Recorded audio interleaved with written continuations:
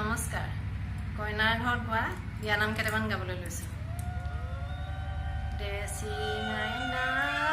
গত লৈ দেশ কইনা অকলৈ আজি কি ৰৈয়াছা লোকে সজাই দিবলৈ নীলা কৈলুইটত বগাকৈ বালি চলাবই লাগিব লোকৰ ঘৰখনি হ'বগৈ লাগিব সবাতকৈ সৰু পুহিবই লাগিব গোহালি গৰু ল'বগৈ লাগিব পুৰণি টানি আনিবই লাগিব দূৰণি পানী খাবগৈ লাগিব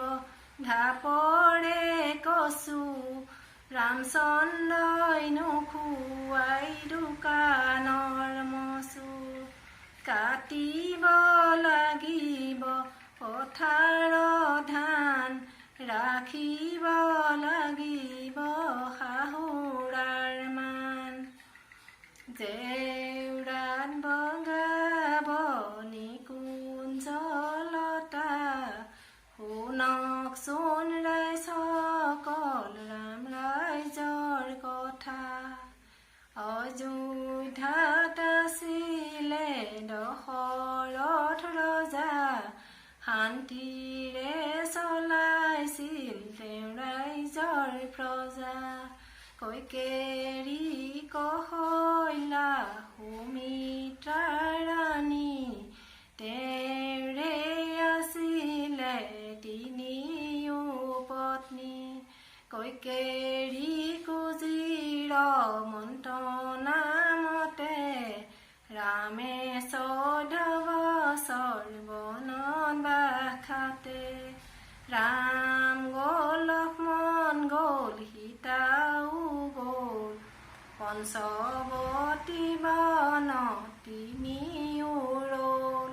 পঞ্চৱতী বনত হৰিণা চৰে